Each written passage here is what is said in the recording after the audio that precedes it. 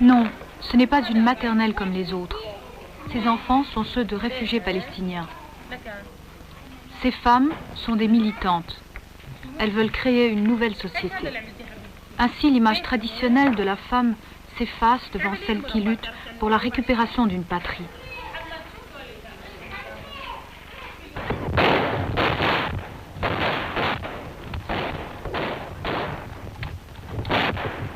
Depuis peu de temps, les femmes ont rejoint les Fedayines dans leur action militaire.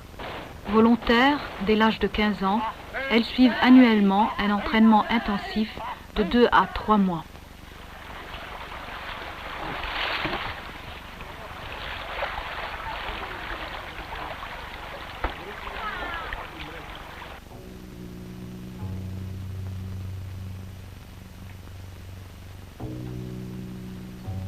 « 1948, partage de la Palestine, création de l'État d'Israël, premier exode. 1967, guerre des 6 jours, les Israéliens annexent la Cisjordanie, nouvel exode pour les populations de la rive occidentale du Jourdain et de Gaza.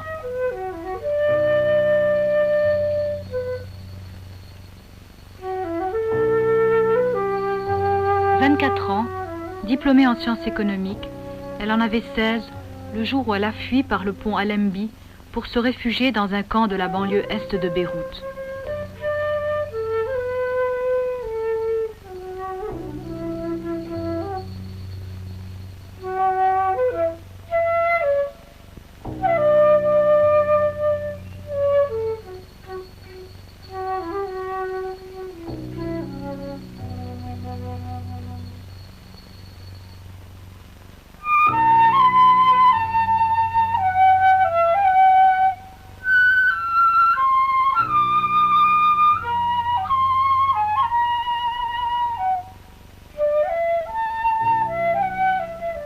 C'est alors qu'elle prend part d'une manière active à la vie politique et syndicale de la résistance palestinienne.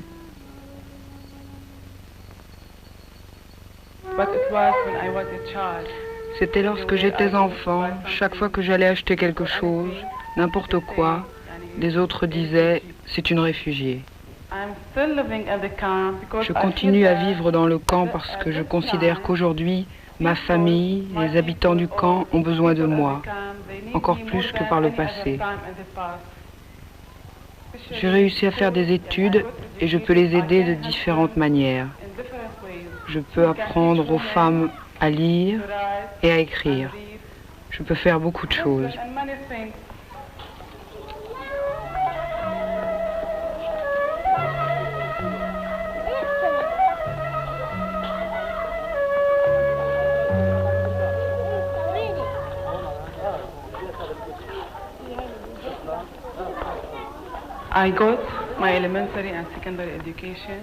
J'ai fait mes études primaires et secondaires à l'école des Nations Unies. Les Nations Unies nous offraient sans aucun doute la chance de nous instruire, mais le niveau des études était très faible, très bas. Puis les conditions sanitaires dans les écoles étaient mauvaises. Les classes étaient sales, l'eau était polluée, les salles d'eau également. Water is very dirty and bathrooms also were very dirty.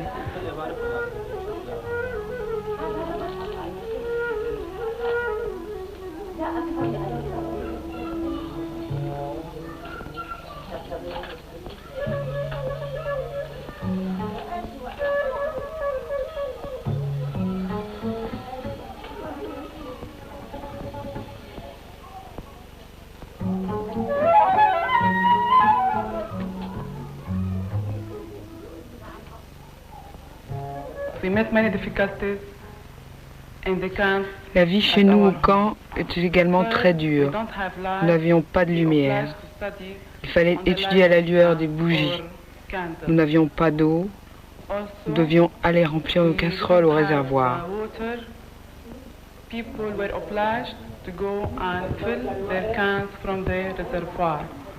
At my first year in the university, I met many difficulties. La première année à l'université, j'ai eu beaucoup de mal à m'adapter.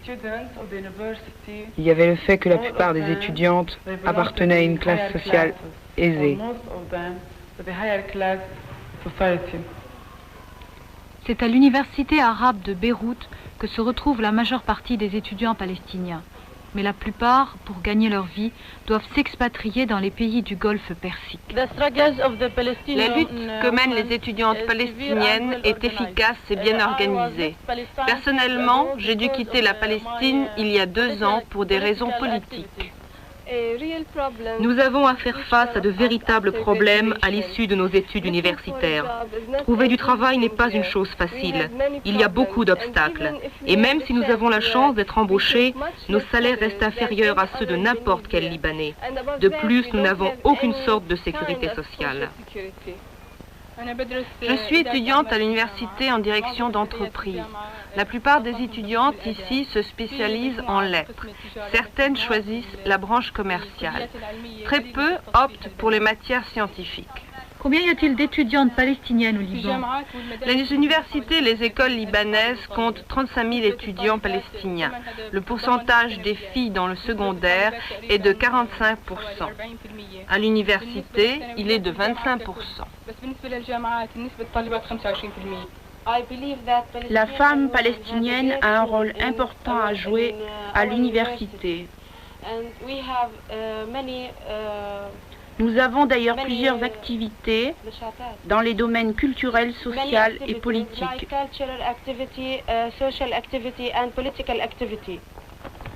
Les femmes palestiniennes, comme les hommes, sont divisées sur le rôle de la lutte armée.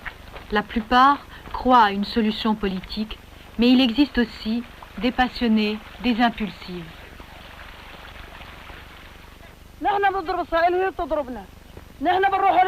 Nous menons des opérations suicides, eux viennent nous attaquer avec leurs avions. C'est facile de se battre avec son aviation lorsqu'on est simplement opposé à des fédayines en armes. Ils viennent nous attaquer avec des avions américains et français. Ce n'est pas seulement Israël qui nous fait la guerre, mais ce sont aussi les États-Unis et la France, tous les autres pays. Nous n'avons pas peur d'Israël. Nous nous battons en plein jour, en face à face. Celui qui est lâche se bat avec son aviation. Les courageux se rendent à pied en territoire occupé pour libérer leurs terres.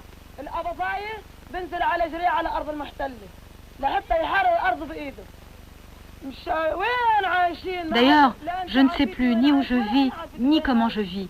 Entre le ciel et les avions, personne ne sait où est l'autre. Personne. Oumantar, et s'il y avait une solution politique? Une solution politique, il n'y en aura pas. Il n'y aura que la Palestine. Tant qu'il restera un seul de nos fils vivants, il n'y aura pas de solution politique. Il n'y aura que la Palestine, tout entière. Les femmes palestiniennes sont opprimées sur le plan national. Elles ont été déracinées comme tous les Palestiniens. De plus, elles sont opprimées socialement de par leurs conditions de femmes. Elles ont les mêmes problèmes que les classes pauvres dans la plupart des pays arabes. Les femmes palestiniennes pensent que leur lutte est complémentaire de celle menée par les hommes. C'est uniquement par la lutte armée et par la révolution qu'elles peuvent et qu'elles pourront toujours, comme beaucoup d'entre elles, se libérer socialement et sur le plan économique.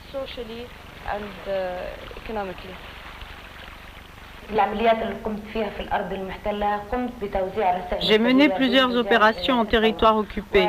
J'ai distribué des missives secrètes aux révolutionnaires. J'ai assuré leur base. Je les ai cachées dans ma maison que les Israéliens ont fait sauter. J'ai distribué des tracts politiques aux prisonniers. J'ai également photographié des positions stratégiques.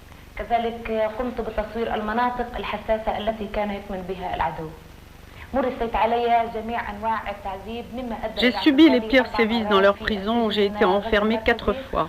À la prison centrale de Gaza, à la prison des Sables et à la prison militaire. C'est là que j'ai été accusée d'appartenir au Front populaire pour la libération de la Palestine. Les Israéliens ont lâché les chiens sur moi.